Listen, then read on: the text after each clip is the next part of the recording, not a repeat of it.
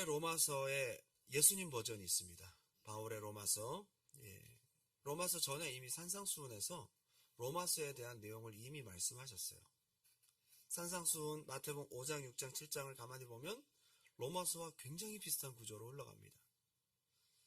어쩌면 산상수훈 예수님께서 말씀하신 마태복음 5장, 6장, 7장은 사도 바울의 로마서 믿음의 교리서의 기초이기도 하고 반석이고 근거이기도 합니다. 어쩌면 예수님이 하신 말씀을 사도 바울이 조금 더 풀어서 체계적으로 설명한 것뿐이에요. 예수님 마태복음 5장에서 말씀하십니다. 모두가 다 죄인이다. 율법으로 의로워질 수가 없다. 라는 것을 역설적으로 설명하고 계신데 로마서 1장에서 3장까지의 내용과 거의 비슷합니다. 로마서 1장은 뭐죠? 이방인 죄인이다. 모든 자연인들은 죄인인 거죠. 육체를 가진 사람들은 다 죄인인 거죠. 그리고 율법을 받은 하나님의 백성이라 할지라도 죄인이다. 그리고 로마서 3장에 모든 사람이 다 죄를 범하였음에 하나님의 영광에 이르지 못한다. 마태복음 5장 17절부터 제가 읽어드릴게요. 과연 예수님의 말씀이 로마서 1장에서 3장까지의 내용과 비슷한지. 내가 율법이나 선지자를 폐하러 온 줄로 생각하지 말라. 폐하러 온 것이 아니요 완전하게 하려 함이라. 굉장히 처음부터 세게 나가신다, 그죠? 율법을 완전케 하려 오셨대요. 그럼 지금 있는 율법도 지키기 힘들어 죽겠는데 그걸 완전케 하시면 어떻게 하겠어요? 진실로 너희에게 이르노니 천지가 없어지기 전에는 율법의 1.1획도 결코 없어지지 아니하고 다 이루리라. 큰일 났어요 이제. 그러므로 누구든지 이 계명 중에 지극히 작은 것 하나라도 버리고 또 그같이 사람을 가르치는 자는 천국에서 지극히 작다 일컬음을 받을 것이요 누구든지 이를 행하며 가르치는 자는 천국에서 크다 일컬음을 받으리라. 내가 너희에게 이르노니 너희가 서기관과 바리새인보다 더 낫지 못하면 결코 천국에 들어가지 못하리라. 와, 마태복음 5장부터 너무 센 말씀인 거죠.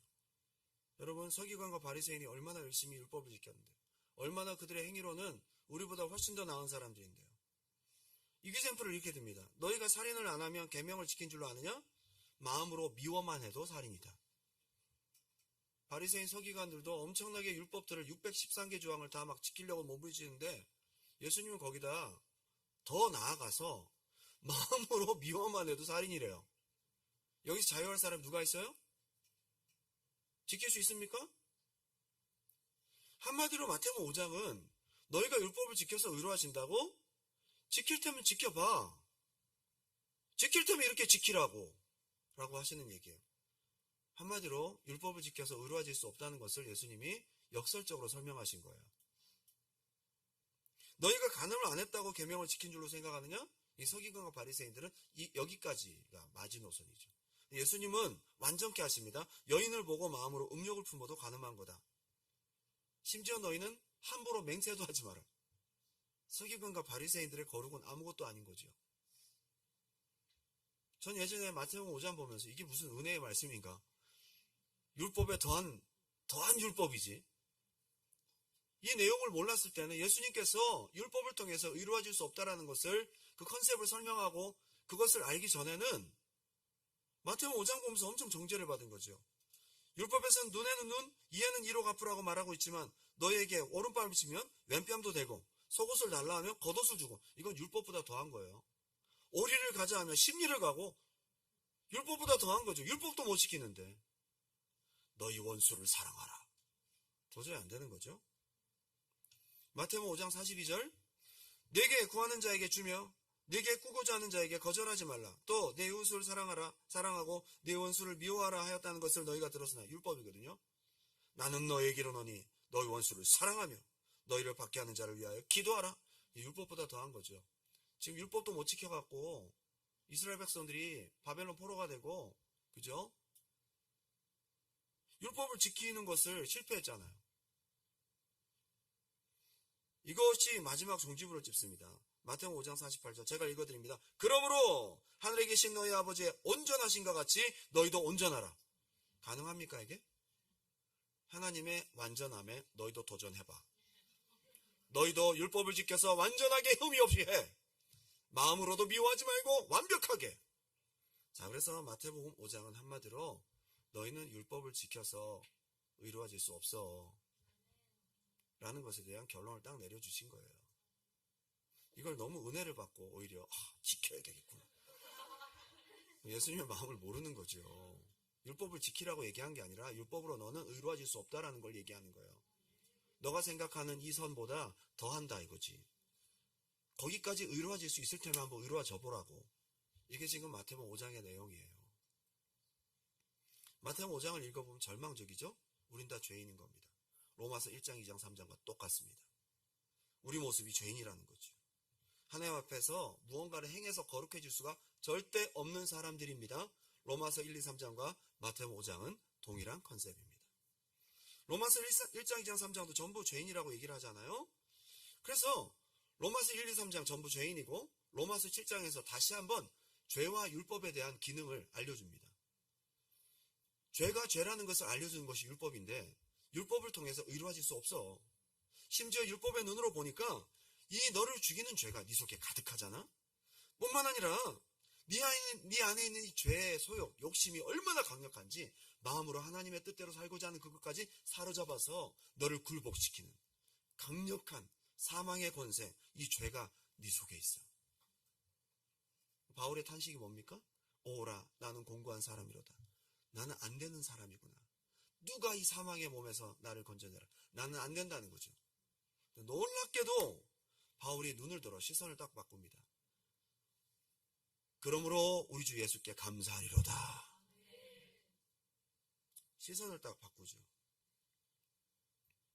바울도 마찬가지로 로마서 8장에서 안 되는 우리의 자신, 안 되는 율법을 지킬 수 없는, 율법을 지켜도 의로워질 수 없는 우리의 모습에서 시선을 돌려서 그러므로 이제 그리스도 예수 안에 있는 자에게는 결코 정죄함이 없나니 이는 그리스도 예수 안에 있는 생명의 성령의 법이 죄와 사망의 법에서 너를 해방하였습니다. 이렇게 로마서 8장이 이어지면서 답을 딱 내려주는 거죠. 한마디로 뭘 말합니까? 우리를 보면 절망이다. 복음은 뭐죠? 하나님을 보니 희망이다. 오늘 저는 로마서 12장에 짤막하게 소개된 기도, 믿음을 가진 자가 기도에 더 힘쓰라고 한 짧은 이 말씀 구절, 이걸 한번 생각하면서 어떻게 하는 것이 복음을 가진 자의 기도고 어떻게 하는 것이 믿음을 가진 자의 바른 기도냐. 율법적인 기도가 아닌 복음적인 기도, 복음과 기도에 대한 내용들을 함께 살펴보고자 원합니다. 로마서 전체 속에서 이 복음의 컨셉을 가지고 기도를 한번 설명해 보겠습니다. 두 가지로 함께 은혜를 나눕니다. 첫 번째는 한번 따라합시다. 하나님을 보는 기도, 하나님을 기대하는 기도. 예, 율법은 전부. 왜 율법이 절망적인 거예요? 내가 하려고 하고 나를 보니까 나에게서 답이 안 나오는 거잖아요. 율법적인 마인드는요, 나를 보고 사람의 행위를 보고 내 자신을 봅니다. 절망적인 거죠. 기도도 그렇게 하는 사람들이 많아요. 내가 열심히 기도하고 눈물 흘리면 응답될 것 같고 내가 뭔가 몸부림치고 뭔가 그게 아니거든요. 무엇이 복음적인 컨셉이에요? 내가 비록 부족하고 연약하지만 누구를 봐야 됩니까? 하나님을 보는 것입니다. 이게 지금 율법과 이 죄에 대한 내용들을 다루면서 결국 우리의 시선이 율법의 요구를 이루신 예수님께로 딱 시선이 전향되면서 그때부터 복음이 설명되는 것처럼 기도도 마찬가지라는 거예요. 로마서 7장에 율법으로 계속 자기를 바라보니까 나는 죄인이고 내 속에 죄가 가득하고 내 안에 절망과 사망이 가득하더라. 그래서 시선을 하나님께로 돌립니다. 주님께로 돌립니다. 그때부터 끊을 수 없는 하나님의 사랑으로 나아갑니다. 그때부터 하나님이 일하시는 것을 보게 됩니다. 그때부터 하나님이 역사하십니다. 하나님을 보니 그분의 사랑, 그분의 주권, 그분의 능력을 우리가 보게 됩니다. 그분이 미리 아신 자들로 미리 정하시고 미리 정하신 그들을 또한 부르신 그들을 또한 의롭다 하시고 의롭다 하신 그들을 영화롭게 하셨느니라. 다 하나님이 하시는 거예요. 우리가 하는 게 아무것도 없어요. 하나님을 보니까 하나님이 하시는 거예요. 기도의 응답도 마찬가지인 줄 믿습니다. 여러분이 하는 게 있어요? 그렇죠? 로마서에서 우리가 배워야 될 것은 나를 보면 절망이고 나를 보면 죄악 덩어리고 나를 보면 무능함 덩어리고 근데 하나님을 보니까 하나님이 하시고 하나님을 보니까 하나님은 너무 사랑이 많으시고 하나님을 보니까 조건 없이 나를 사랑하시고 하나님을 보니까 하나님이 다 주권적으로 하시더라. 여러분, 기도도 복음의 요소가 필요한 거예요. 로마서 8장 24절 우리가 소망으로 구원을 얻었음에 보이는 소망이 소망이 아니니 보는 것을 누가 바라리요? 만일 우리가 보지 못하는 것을 바라면 참음으로 기다릴지니라. 하나님도 안 보이는 거죠. 천국도 영적 세계도 믿음의 역사도 당장 눈에 안 보이니까 우리는 연약한 존재인 거예요. 안 보이는 우리가 참으려니까 힘들고 기다리려니 너무 어려운데 이걸 또한 누가 도우시냐. 여기 또 시선 전향이 딱 이루어집니다. 26절 이렇게 절망적이고 믿음에 있어서도 부족한 우리, 연약한 우리가 어떻게 승리할 수 있느냐. 26절, 8장 26절입니다. 시작. 이와 같이 성령도 우리의 연약함을 도우시나니 우리는 마땅히 기도할 바를 알지 못하나 오직 성령이 말할 수 없는 탄식으로 우리를 위하여 친히 간구하시느니라. 아멘. 기도도 성령님을 통해서 우리는 연약하고 부족하고 할 수 없는 존재고 기도도 뭘 기도해야 되는지 모른다는 거죠. 그런데 하나님을 믿고 하나님 바라보니 성령님이 우리의 연약함을 도우셔서 그분이 친히 우리를 위해서 간구하신다는 거예요. 이게 복음적인 기도 아니겠어요? 마태복음 5장에 우리 모두 죄인이다. 너 율법으로 거룩해질 수 있으면 거룩해봐. 마태복음 5장으로 다시 돌아갑니다. 그러면서 말씀하십니다. 이 기도에 대한 내용이 바로 6장에 이어집니다. 5장에 너는 절망적인 존재고 너는 율법으로 도저히 의로워질 수 없어. 하나님의 수준은 이만큼인데 너 할 수 있겠어? 이게 마태복음 5장의 내용이고 그 다음에 갑자기 마태복음 6장에 기도에 대한 내용, 구제에 대한 내용이 나오면서 시선을 하나님께 두라는 내용이 딱 나옵니다. 내가 죄인이고 무능한 존재임을 알았다면 나에게서는 아무런 희망이 일단 없는 거잖아요. 오직 모든 것을 이루시고 죄인인 나를 용서하시고 믿음을 통해 양자 삼으신 하나님께 시선을 전향하고 하나님을 믿음으로 그때부터 시작해서 하나님이 원하시는 기도의 컨셉이 등장합니다. 마태복음 6장 1절입니다. 사람에게 보이려고 그들 앞에서 너희의 의를 행하지 않도록 주의하라. 그리하지 아니하면 하늘에 계신 너희 아버지께 상을 받지 못하느니라. 그러므로 구제할 때에 외식하는 자가 사람에게서 영광을 받으려고 회당과 거리에서 하는 것 같이 너희 앞에 나팔을 불지 말라. 진실로 너희에게 이르노니 그들은 자기 상을 이미 받았느니라. 너는 구제할 때에 오른손이 하는 것을 왼손이 모르게 하여 네 구제함을 은밀하게 하라. 은밀한 중에 보시는 너희 아버지께서 갚으시리라. 벌써 마태복음 5장에서 나에게선 소망이 없어요. 나는 의를 행해봐야 나는 의에 도달할 수 없어요. 나는 절망적인 존재예요. 거기서 어떤 것이 필요합니까? 아, 하나님이 필요하구나. 아, 예수가 필요하구나. 한마디로 마태복음 5장은 너 예수가 필요한 존재야. 너 율법을 통해서 이루어질 수 없으니까 너 예수가 반드시 필요한 존재야. 하고 예수를 믿은 사람이 이제부터 자연적으로 얻게 되는 과정은 하나님께 시선이 간다는 거예요. 여기서 율법의 기도와 믿음의 기도가 딱 비교됩니다. 율법의 기도는 사람을 겨냥하는 기도, 자기 스스로를 의식하는 기도. 복음의 기도는 하나님을 생각하는 기도. 시선이 달라요. 시선이 다르다고요. 오늘 이 밤에 하나님을 분명히 보고 기도하시기 바랍니다. 복음적인 기도, 믿음의 기도란 말이에요. 5절 또 너희는 기도할 때 외식하는 자와 같이 하지 말라. 그들은 사람에게 보이려고. 딱 나오죠. 그죠? 이게 바로 율법의 컨셉이에요. 아무도 응답할 자가 없어요. 자기 상을 이미 받았다는 거죠. 6절 너는 기도할 때 내 골방에 들어가 문을 닫고 은밀한 중에 계신 내 아버지께 기도하라. 은밀한 중에 보시는 내 아버지께서 갚으시리라. 이 말씀 구절 때문에 또 골방 기도하라고, 골방 기도하자고, 벽장에 가서 기도해야 된다고, 꼭 골방 기도가 좋다는 것을 설명하는 내용이 아니고 여기서 뭘 말하는 거냐. 사람을 겨냥하지 말고 하나님을 겨냥하라는 거예요. 너의 모든 환경을 하나님을 겨냥할 수 있는 모든 환경으로 만들라는 거죠. 사람들이 많아도 하나님만 겨냥할 수 있다면 골방에 들어갈 필요가 없어요. 지금 여기서 뭘 말하는 거예요? 하나님을 바라보라는 거예요.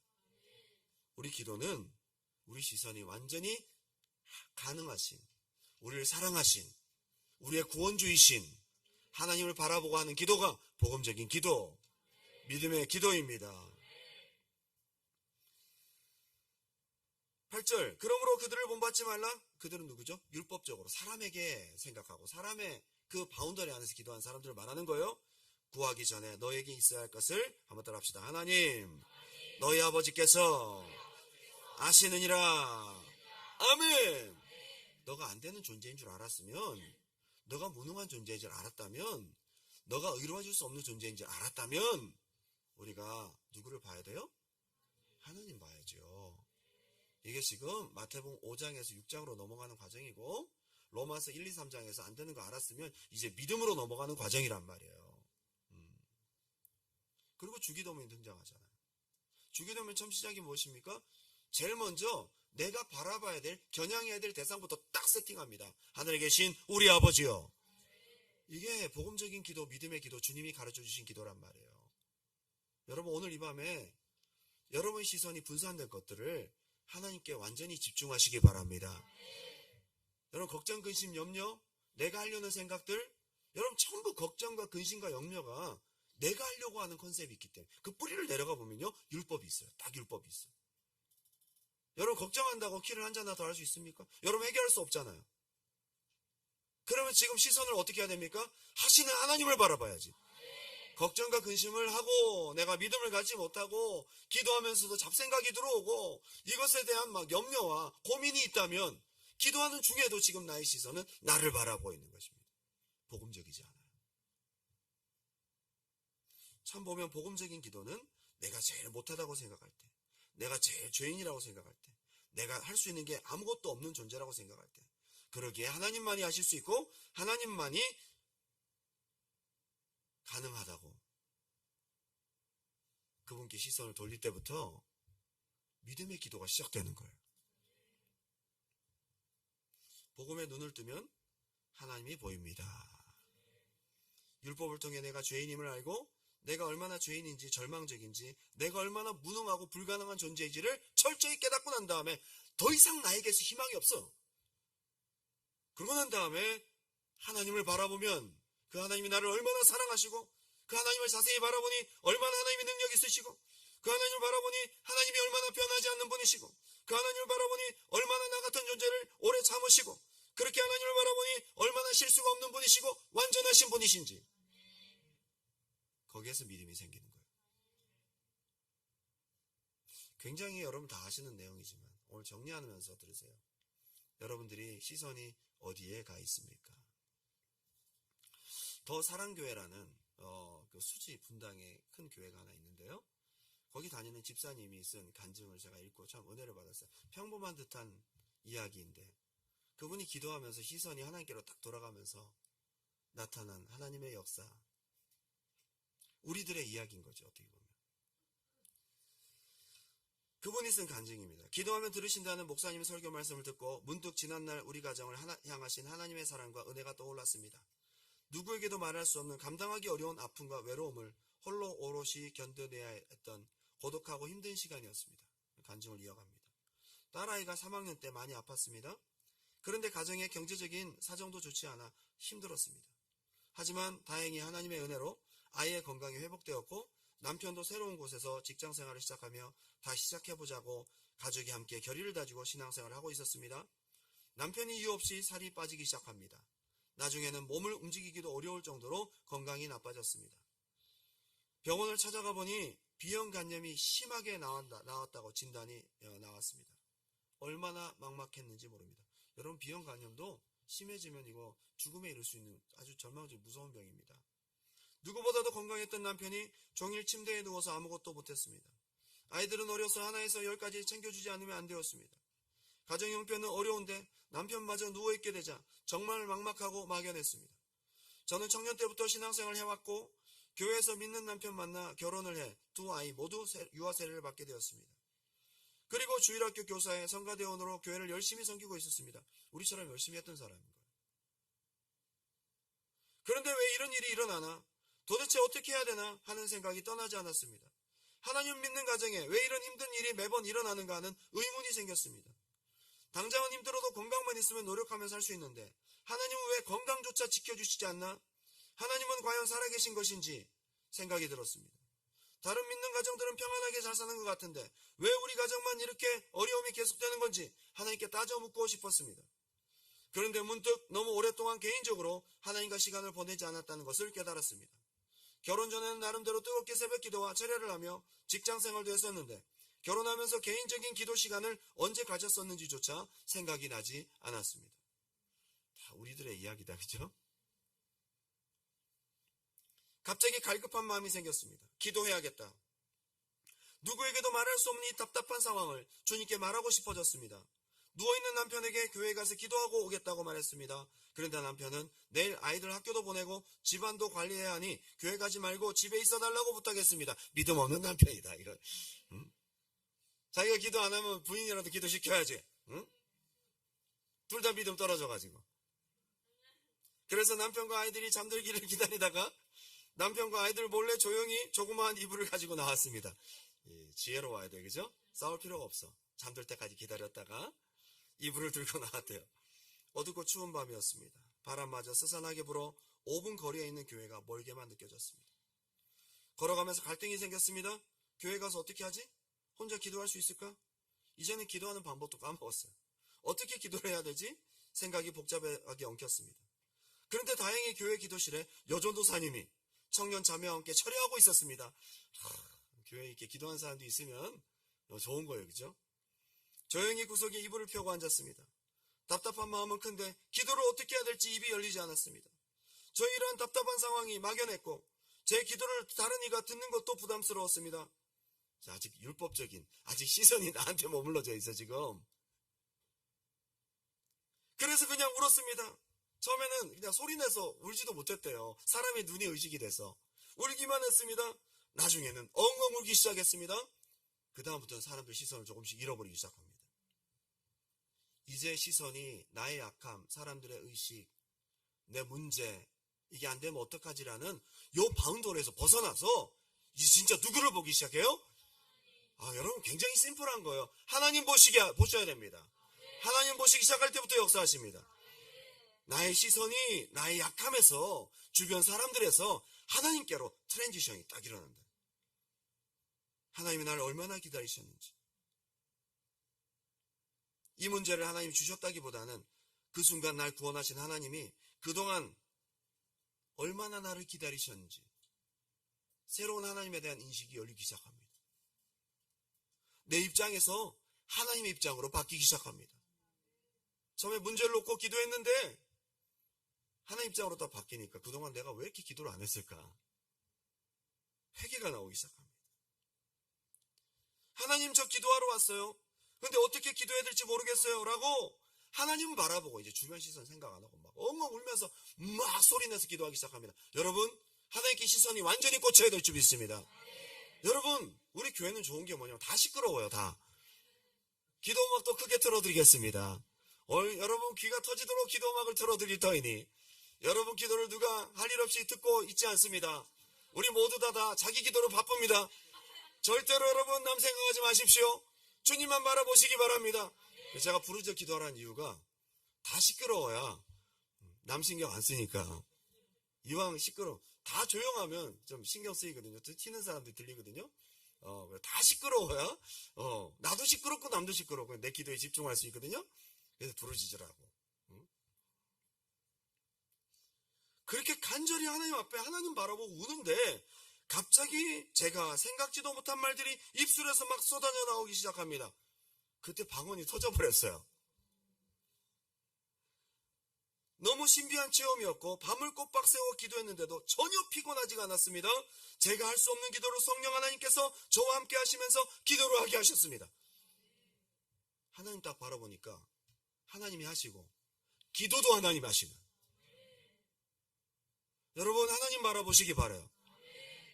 복음적인 마인드의 기도는 우리 시선이 하나님을 바라보는 것입니다. 복음은 바로 죄인인 나를 바라보다가 구원하시는 하나님을 바라보는 것처럼 복음적인 기도도 내 문제와 내 염려를 바라보다가 하나님을 바라보는 것이 복음적인 기도인 것입니다. 똑같은 원리예요.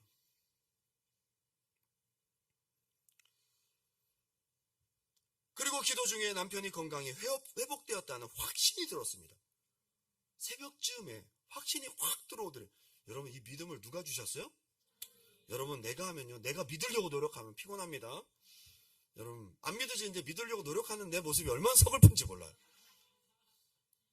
믿어지지도 않는 것도 억울하고 괴로운데 믿으려고 노력하는 내 모습 속에서 믿어지지 않는 내 모습이 더 억울하다 이 말이에요. 믿음이 확 생겼어요. 내가 한 것이 아니라 하나님 믿음을 주신 거예요.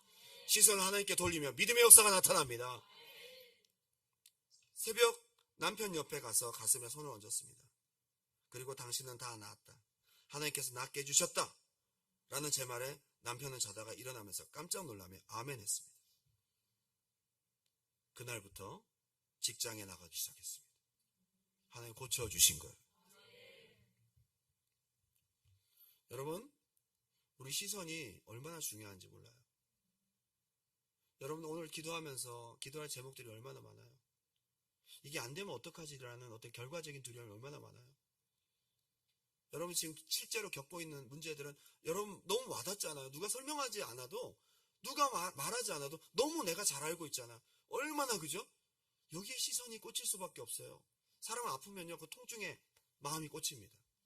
사람이 괴로우면 그 괴로운 문제에 마음이 꽂힙니다. 사람이 염려가 되고 결과가 중요할수록 결과에 대한 두려움이 마음이 꽂힙니다. 여기서 눈을 들어서 어차피 내가 못해요, 이거다. 내가 할 수 없어요. 나는 절망이고 죄인이에요. 여기에서 시선을 빨리 지혜롭게 하나님께로 돌려서 그분의 주권에 맡기고 기도할 수 있을 때부터 하나님이 역사하십니다. 두 번째, 한번 따라합시다. 하나님께 온전히 맡기는 기도.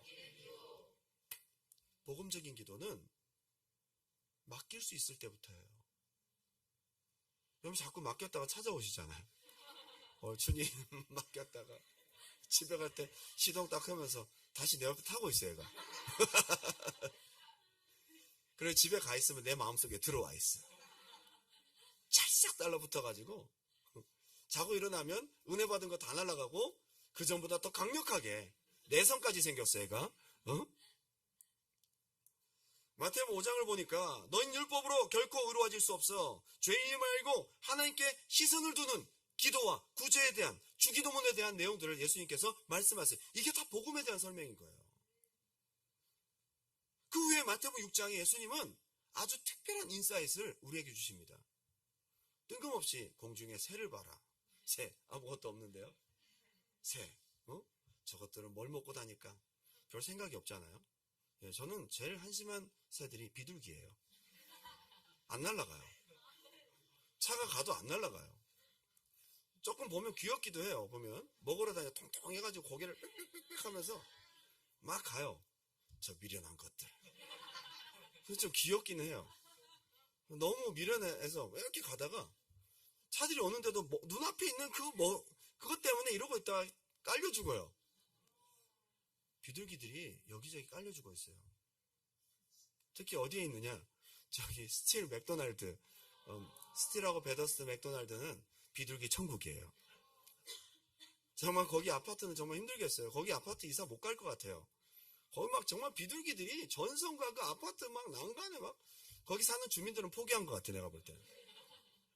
근데 안 그래도 보기에도 답답하고 꽉 차 있는 비둘기의 그 서식지를 보면 참 답답하고 밑으로 지나갈 때마다 새똥 맞을까봐 참 두려운데, 참 그 비둘기들을 키우는 아저씨가 계시더라고. 와서 모이를 막 던져요. 왜 그렇게 비둘기들이 많은데 안 그래도 모이를 줘서 더 활성화시키는지 모르겠어. 그 새들을 바라보면서 무슨 생각이 듭니까? 그럼 지나가잖아요. 공중에 나를 새를 보라 했더니 아무 생각이 없어. 하나님께서 저들에게 먹이고 기르시나니. 지네들이 알아서 돌아다니다 아무거나 주워 먹고 사는 줄 알았더니 하나님께서 기르신다는 거예요. 들의 백합화를 봐라. 예. 잡초잖아요. 저 잡초를 누가 안 뽑나 생각했는데 저 들의 백합화를 봐라. 길쌈도 수고도 하지 않지만 하나님이 입히시나니. 이스라엘 백성들이 최고로 생각하는 솔로몬의 영광보다도 더 낫다라고 인사이트를 딱 소개하시는 거예요.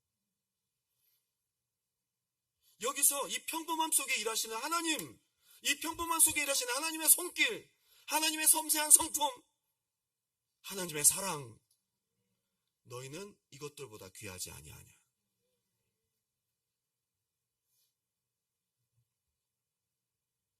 하나님을 바라보니까 하나님을 조금 더 자세하게 보니까 그때부터 하나님의 성품이 보이고 하나님이 어떤 분인지가 보여요. 일단 시선을 하나님께 돌리는 게 중요한 거고, 하나님의 성품을 딱 보이니까 맡길만 해요. 왜 못 맡기는지 아세요? 하나님을 안 보니까 그렇고, 첫째는. 둘째는 하나님을 오랫동안 지속해서 보면서 하나님이 어떤 분이신지에 대한 인사이트이 없기 때문이에요. 예수님은 기도를 길게 하지 않았어요. 죽은 나사로가 지금 저 무덤에 있는 이 안타깝고도 사람들이 지켜보고 있는 이 무서운 상황 속에서도 한마디 딱 기도합니다. 하나님 아버지, 늘 나의 기도를 들으신 줄 믿습니다. 항상 시선이 하나님께 꽂혀 있으니까 아버지를 알고 계신 거예요. 마태복음 6장입니다. 26절. 공중의 새를 보라. 심지도 않고 거두지도 않고 창고에 모아들이지도 아니하되 너희 하늘 아버지께서 기르시나니 너희는 이것들보다 귀하지 아니하냐. 너희 중에 누가 염려함으로 그 길을 한 자라도 더 할 수 있겠느냐. 또 너희가 어찌 의복을 위하여 염려하느냐. 들의 백합화가 어떻게 자라는가 생각하여 보라. 수고도 아니하고 길쌈도 아니하느니라. 그러나 내가 너희에게 말하노니 솔로몬의 모든 영광으로도 입은 것이 꽃 하나만 갖지 못하였느니라. 오늘 이 땅 내일 한궁리에 던져지는 들풀도 하나님이 이같이 입히시거든 하물며 너희일까 보냐. 믿음이 적은 자들아. 믿음 얘기를 하고 있어요. 믿음. 뭐가 믿음이 적은 거예요? 하나님을 볼 줄 모르고 이 하나님이 어떤 분인지를 시선적으로 고정하고 있지 않은 것이 믿음이 적은 거예요. 여러분, 시선 딴 데 있는 것이 이게 믿음이 없는 거예요. 하나님 바라보시기 바랍니다. 하나님 바라보니 어떤 분인 것 같아요? 여러분, 하나님 바라보니 어떤 분인 것 같아요? 하나님을 안 보니까 어떤 분인지 자꾸 잊어버리잖아요. 문제만 보여. 내 상황만 보이고 내 자신만 보이고. 하나님을 바라보고 오랫동안 바라보다 보면 그분이 어떤 분인지를 알게 되고 관찰하게 되고 그분은 맡길 만한 분이라는 것을 깨닫게 됩니다. 이렇게 될 때 진짜 믿음의 기도가 나오지 않겠어요? 여러분, 우리의 흩어진 시선을, 우리의 문제에 꽂혀있는 시선들을 완전히 모아서 하나님을 바라볼 수 있는 이 밤이 되시기를, 그리고 하나님을 바라볼 때에 그분이 정말로 내가 맡길 만한 분이라는 것을 성령 안에서 깨닫는 여러분 되시기를 주님의 이름으로 축원합니다. 31절 32절. 그러므로 염려하여 이르기를 무엇을 먹을까 무엇을 마실까 무엇을 입을까 하지 말라. 이는 다 이방인들이 구하는 것이라. 너희 하늘 아버지께서 이 모든 것이 너에게 있어야 할 줄을 아시느니라. 내가 고민하는 것보다 더 많이 고민하시고 내가 아는 것보다 더 많이 알고 계시고 내가 생각한 그 이상의 것을 다 알고 계시고 굉장히 디테일하시고 섬세하신 분이시고 이미 알고 계신 분이시래요. 그러니 내가 걱정하고 염려할 것이 아니라 맡길 만한 분이라 이 말이에요. 이걸 아는 하나님의 성품을 알고 그분을 겨냥하고 기도하는 것이 복음적인 기도다 이 말이에요. 로마서 8장으로 다시 돌아갑니다. 마음을 살피신 이가 성령의 생각을 아시나니 이는 성령이 하나님의 뜻대로 성도를 위하여 간구하심이니라. 내가 죄인인 걸 알았고 이제 하나님 바라보고 기도하니까 성령님이 내 안에 계셔서 기도를 도와주시고, 우와, 내가 구하지 않고 내가 무엇을 필요로 하는지도 몰랐는데 하나님의 뜻대로 더 좋은 것 주시네? 이게 믿음의 기도 아니에요? 성경에서 말하고 있어요. 하나님은 여러분이 원하는 것보다 더 큰 거, 더 좋은 거 주시기 원하세요. 근데 중요한 것은 하나님이 이런 분이라는 것을 내가 볼 줄도 몰랐고 그분에 대해서 인사이트 없는 거예요. 그러니까 염려하는 거예요. 나 혼자 있는 거예요. 기도하지만 하나님이 없는 율법적인 기도, 사람만 있는, 내 자신의 푸념만 있는, 내 자신의 연약함만 있는, 내 자신의 한탄과 탄식만 있는. 여러분, 많이 우는 것도요, 눈물도 참 좋은 거지만 눈물의 종류가 있어요. 진짜 하나님 사랑해서 하나님의 은혜에 감격해서 우는 건 진짜 좋은 눈물이고, 아이고 내 신세야, 어? 아이고, 그건 타령입니다.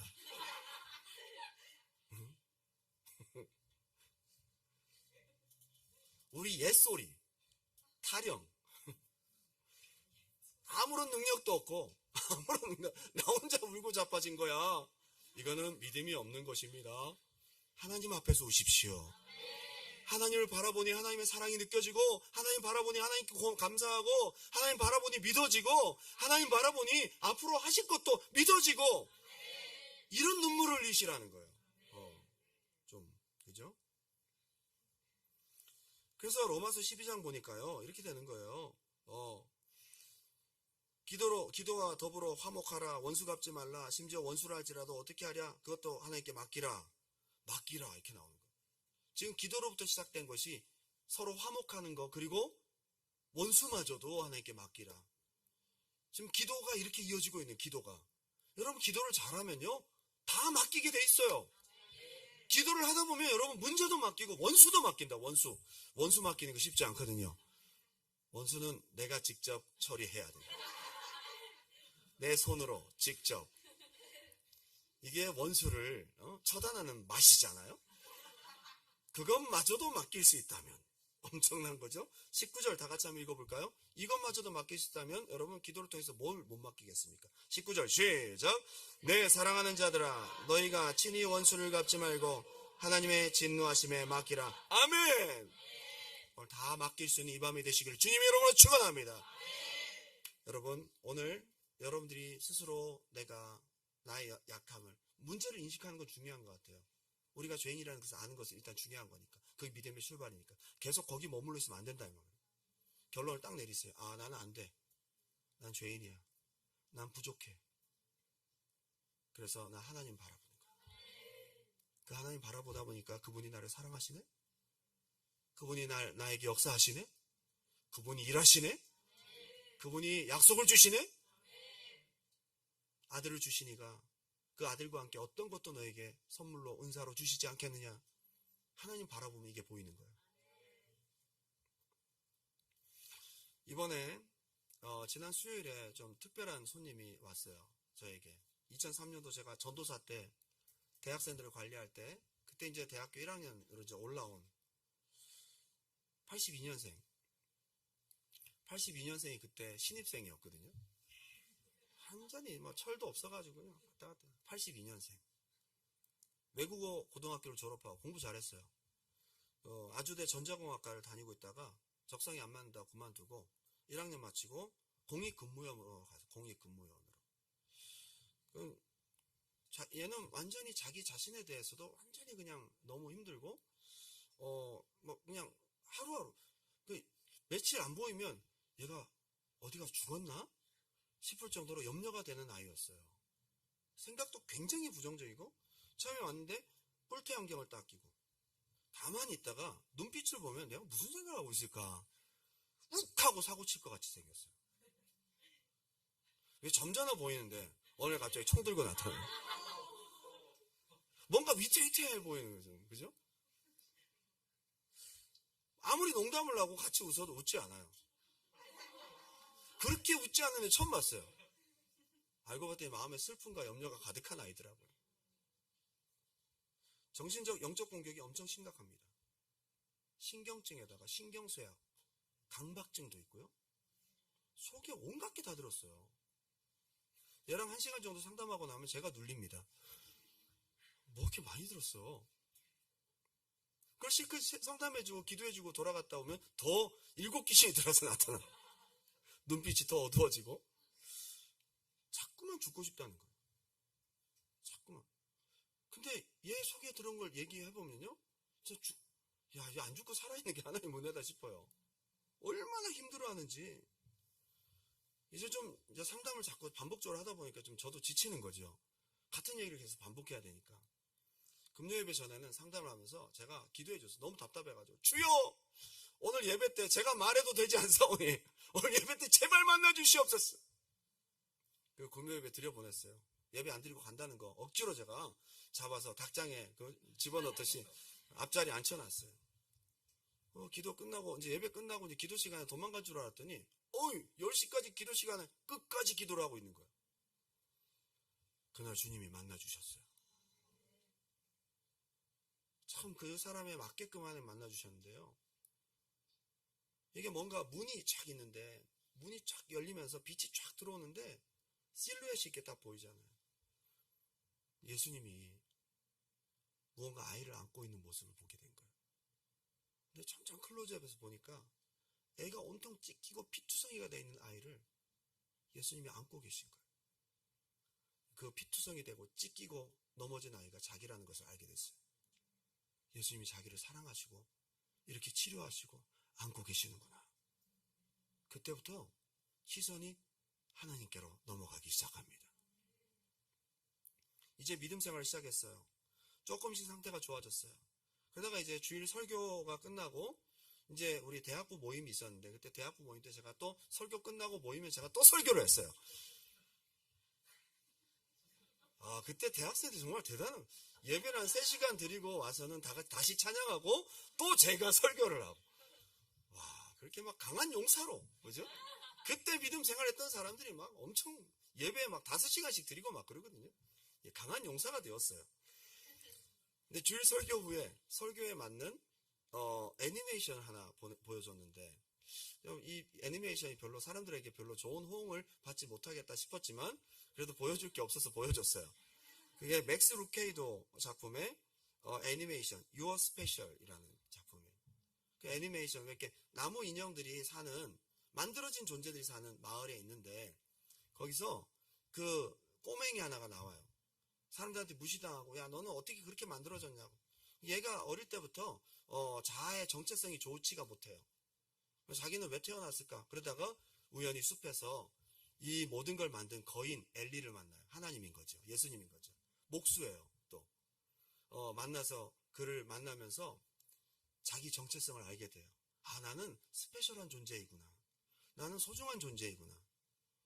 그게 그렇게 은혜스러운 건 아니었거든요. 솔직히 그렇게 막 임팩 있는 건 아니었는데, 그냥 잔잔한 감동 있고 재밌는 애니메이션. 애들은 뭐 어떤 애들 자기도 하고 막 그렇게 왜 이런 걸 틀어주냐 그러고 막 그랬는데, 거기에 은혜 받은 사람이 있었으니 그 82년생 그 친구가 은혜를 엄청 받은 거예요. 그 애니메이션 보고 펑펑 울었어요. 왜 그랬을까요? 그 꼬맹이가 자기인 거예요. 그리고 그 다음 주에 기도하는데 그 엘리의 그 선한 눈과 입이 딱 보이는 거예요.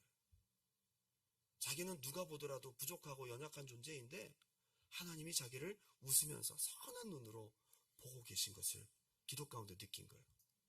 그때부터 진짜 믿음의 삶을 살기 시작합니다.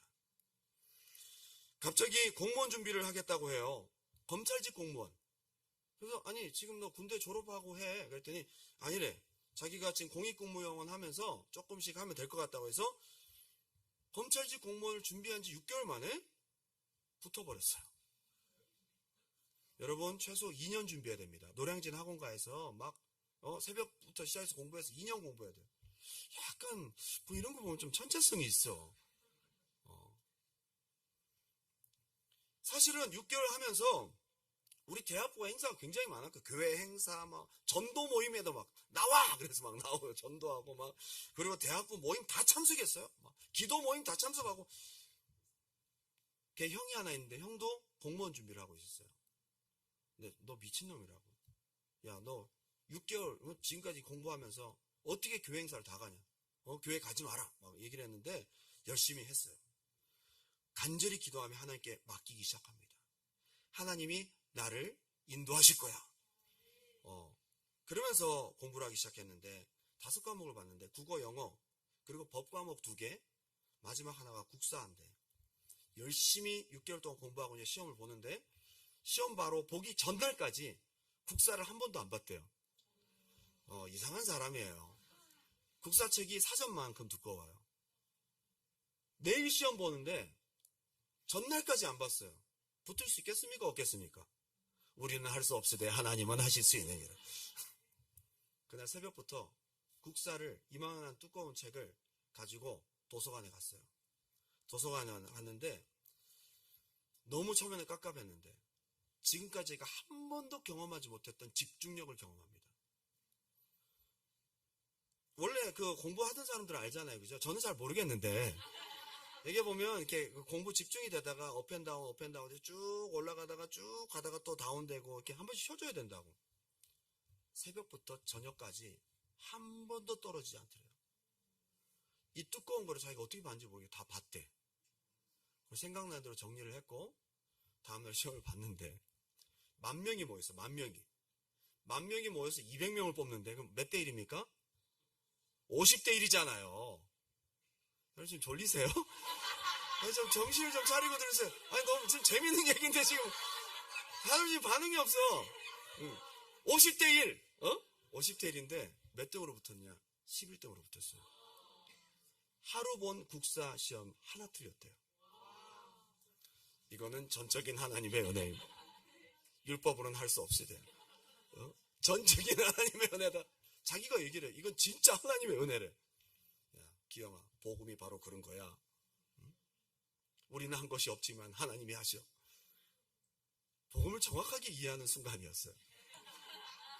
게다가 최연소로 붙었어요. 200명 중에 제일 나이가 어리대요. 그렇게 해서 하나님이 그렇게 인도하십니다. 하나님이 보이고 하나님께 기도하고 맡기니까 하나님이 하십니다. 그 다음부터 그 친구가 자기가 스스로 생각하고 염려하는 모든 스트레스가 없어지면서 신경증, 강박증 싹 다 고침받았어요. 아, 이게 보니까 전부 나를 바라보는 율법에서 나오는 거예요. 하나님 바라보면 고치는 거예요. 하나님 바라보면 고칠 수 있습니다. 믿음의 역사잖아요, 이게요. 여러분 지금 문제가 많이 있다 할지라도 진짜 심각한 사람이었다니까요. 시선이 딱 바뀌니까 하나님이 그렇게 역사하시더라고요, 인생 가운데. 그리고 결혼한다고 해서 축가 불러주고, 뭐 부인도 BBK 사건 옆에 했던 법원 검찰직, 둘이 같이 결혼을 하는데 갔더니 법원 검찰청에서 결혼을 하더라고요. 뭐 판사, 변호사 막 꽉 차 있고 저 사람이 축가를 불러줬어요. 그 시간이 많이 흘렀습니다. 이 친구가 점점점 승승장구하더니 지금 대검찰청에서 일을 하고 있어요. 강력 사건도 다루고 있고 검찰 수사관인데 해외 연수 프로그램이 2018년도에 열렸습니다. 제가 아까 말씀드렸지만 얘는 시험의 달인이에요. 진지하고 재미는 없지만 공부는 잘합니다. 시험을 보고 25페이지짜리 연수를 가야 될 이유에 대해서 쫙 프레젠테이션을 딱 했는데 그때 캐나다 오기로 했었거든요. 캐나다 오라 그랬거든요, 제가. 6개월 캐나다 오는 프로그램이었는데 국비장학생으로 오는 건데 좀 이거 뭐 얘기해도 될지 모르겠지만 다른 빽 있는 녀석이 그걸 채갔어요. 다른 연줄 있는 사람이 그 25페이지짜리 기영이가 쓴 프레젠테이션을 카피해서 그 사람을 보냈어요. 그래서 완전히 회의감을 느끼고 이거 대한민국의 정의는 사라졌어. 그래서 막 괴로워하면서 그래서 내가 야 아니다, 더 좋은 기회 주실 거야, 기도해봐. 지금까지 하나님 인도하셨잖아. 근데 진짜 그 문제를 바라보지 않고 하나님 바라보고 또 기도하니까 3년 뒤에 2021년에 다시 해외 연수가 기회가 생겼는데 이번에는 미국으로 가는데 6개월 프로그램이 아니라 2년짜리를 갑니다. 장학금도 더 많이 나오고 이번에 어디로 가겠느냐? 저기 세인트루이스에 있는 워싱턴 대학교로 갔어요. 거기에 로스쿨도 시험 봤는데 시험 또 붙었어요. 얘는 시험을 변호사가 되겠다고 마음먹고 시험 보면 붙습니다. 뭐 이런 사람이 다 있어요. 하나님 바라보니 주님이 역사하시는 건가요? 아무튼 거기 붙었어요. 거기 되게 세계 16위 대학교인데 영어도 뭐 어떻게 했는지 모르겠지만 아무튼 지금 1년을 지금 했고 중간에 휴가를 내고 잠깐 온 거였어요. 그런데 중요한 것은 하나님이 더 잘해주시더라고요. 일시적으로 자기가 사람을 바라보고 대검찰청을 바라보고 사람을 바라보니까 자기는 빽도 없고 너무 억울하다가 그때 빨리 시선을 하나님께 돌렸대요. 기도했대요. 더 좋게 하나님이 역사하시더래요. 이번에 프로그램은요, 장학금도 훨씬 많이 받았어요. 특별히 워싱턴 대학 로스쿨 2년 학비가 어마어마하게 비싸서 기도하고 원서를 썼는데 합격을 했고요. 학교에서 5만 불 장학금이 나옵니다. 그 학교에서. 그리고 나라에서 몇만 불 장학금을 받습니다. 이 나라에 피땀 흘린 이 세금을 가지고 공부하러 왔어요. 훌륭한 사람이 되라고 제가 얘기했어요. 1년 학비 중에 4만 몇천 불만 내면 되는 거예요. 굉장히 학비가 비싼데 4만 불 정도만 내면 되는 거예요. 그것도 근데 못 내니까 그것도 없는 거예요. 그래서 거기 세인트루이스에 있는 조그마한 시골 교회로 소개받아 갔는데 그 목사님 사모님과 함께 13일 동안 작전 기도를 시작합니다. 등록금 걱정 때문에 머리가 막 빠지는 거예요. 근데 여러분, 우리 믿음의 사람은 금방 회복할 수 있습니다. 내가 지금 하나님 바라보지 못했구나. 13일 작전 기도 동안 하나님께 완전히 그냥 올인합니다. 그런데 놀라운 것은 13일 작전 기도하는 중에 학교에다가 내가 지금 4만 불 뭐 이렇게 되는 거 못 내겠다. 장학금 조금 더 줄 수 없어? 근데 여러분, 원래 학기가 들어가기 전에 장학금 주지. 학기 시작하고 난 다음에 장학금 내고 다 결제 끝나면 장학금 줄 수 있어요, 없어요? 상식적으로 안 됩니다. 말도 안 되는 것을 도전한 거죠. 그리고 작전 기도 13일이 딱 끝나는 그날 목사님이랑 같이 기도하고 아멘 하고 끝났는데 띵 하더니 이메일이 왔는데 타이밍도 딱 정확하죠? 학교에서 이메일이 왔어요. 원래 이건 안 되는 거다. 안 되면 안 되는 거지. 왜 안 되는 건데 됩니까? 하나님이 하셨다. 학교에서 22,000불 장학금을 더 줘가지고 그래가지고 남은 돈도 해결하게 돼서 그렇게 간증을 하더라고요. 제가 이 친구를 보면서 이거구나. 정말 저는 그 사람의 처음 상태를 알잖아요.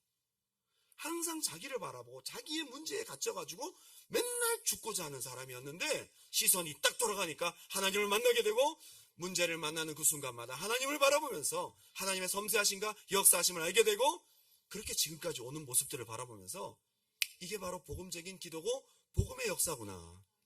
여러분, 오늘 그 하나님이 여러분의 하나님이 되신 줄 믿습니다. 할렐루야. 이제 1년 더 하면 변호사 시험을 볼 수 있대요. 변호사 시험 보고 캐나다 영주권 신청해서 우리 교회로 와. 우리 교회 변호사가 필요해. 자기는 영어가 안 돼. 막 영어가 안 돼. 근데 독해는 잘하잖아. 자기는 독해나 에세이는 완벽하대. 그러면 서류 작업을 중점적으로 해. 대부분 법적인 싸움은 서류 싸움이야. 그리고 한인들을 상대해. 토론토에 한인들 많아.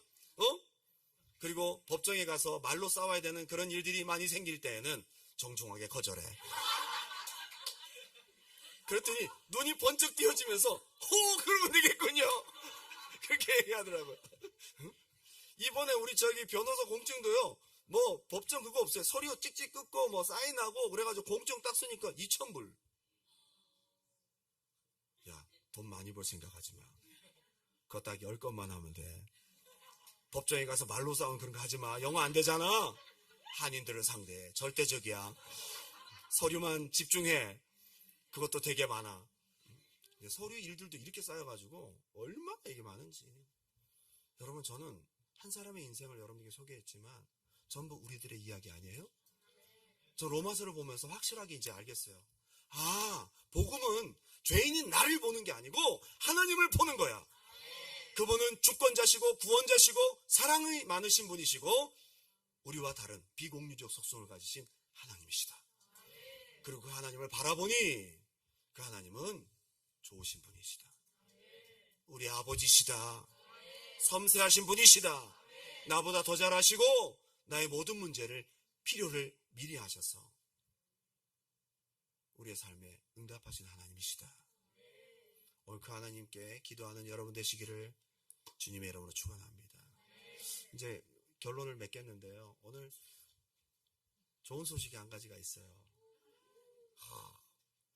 이거를 얘기하려고 시간이 너무 많이 가서 짧게 얘기를 할게요. 오늘 그동안 여기 나와 있어요. 여기 영주권, 심혜진, 황명희, 현명희, 김소연 이렇게 쭉 나와 있거든요. 여러분, 드디어 이 명단에서 빠지게 되는 사람이 있어요. 심혜진, 황명희.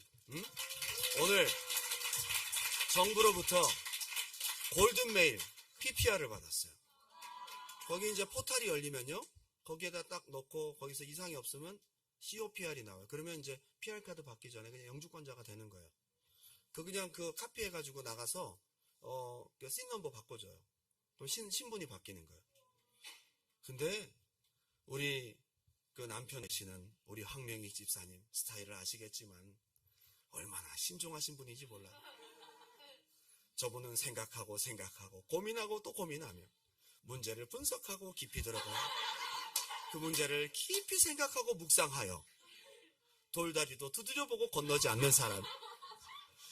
얼마나 신중한지 돌다리를 두드려보고 건너야 되는데 돌다리를 두드려보고 튼튼함에도 불구하고 혹시나 모를 1만 분의 1 확률도 무서워하시는 분이에요. 참 훈련 많이 받았어. 여러분 아시잖아요. 우리 황명희 집사님 기도 끝나고 나는데 멍하게 앉아서 또 왜 그래?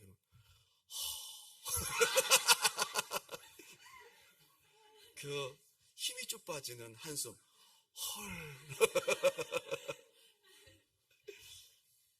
참 그동안에 무슨 훈련을 했는지 아세요? 두 사람이 무슨 훈련? 항상 보면 제가 심혜진 집사님 보거든요. 막 어려워. 그동안 수없이 안 되는 상황을 보면 절망적이에요, 진짜. 여러분, 이분들처럼 꼬인 분들이 안 계세요. 진짜 이분들의 케이스를 나중에 한번 다뤄야 되는데 영주권에 따른 달인이시다. 정말 안 좋은 케이스는 다 겪고 최악의 상황을 생각할 수밖에 없는 항상 싸움이 있어. 와가지고 하다가 다시 하나님께 시선을 돌리고 일어서서 하나님 앞에 막 기도 몸부림치는 거 하나님 바라보려고. 그 훈련이 있은 뒤에 하나님을 탁 바라고 맡기니까 3개월 만에 3개월 만에 너무 신기한 것은 우리 황 집사님이 우리 성전공사 했다 하면 잭팟이 하나씩 터지는 거예요. 2015년도 여기 무대 딱 깔 때 윙 돌릴 때에 황명익 집사가 외국인 회사 취직하고 2018년 저쪽 방 공사 막 할 때 갑자기 전화가 와서 애인 생겼다 그랬더니 이 사람 만나고 그리고 막 수술 잘 되고 아주 막 러브 스토리가 막 이어지고 2023년 새성전공사 이제 일주일 남았다. 문을 깎고 있는데 마지막 출입문 깎고 있는데 아침에 아까 오후였지. 딱 갔다 오는데 막 이제 통화를 하고 있더라고. 그게 바로 에이전트한테 연락을 받은 거예요. 오늘 우리 황우경 우리 이명순 집사님은 우리 두란노교회 건축 역사와 함께 하시고 참 너무너무 신기해요. 그죠? 응? 자, 우리 찬양하십시다.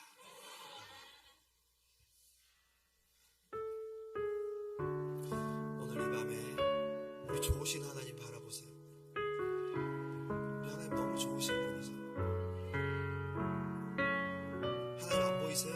오늘 하나님 바라보세요. 날 보지 말고 내 문제 보지 말고 내 연약한 내 죄악됨 보지 말고 완전하신 하나님 보세요. 성령 안에서 하나님 보시다가 하나님의 좋은 점이 발견되면 그걸 높여드리고 찬양하세요. 그분께 맡기십시오. 날이 저물어 갈 때 날이 저물어 갈 때 빈들에서 걸을 때 그때가 하나님의 때 내 힘으로 안 될 때 내 힘으로 안 될 때 빈손으로 걸을 때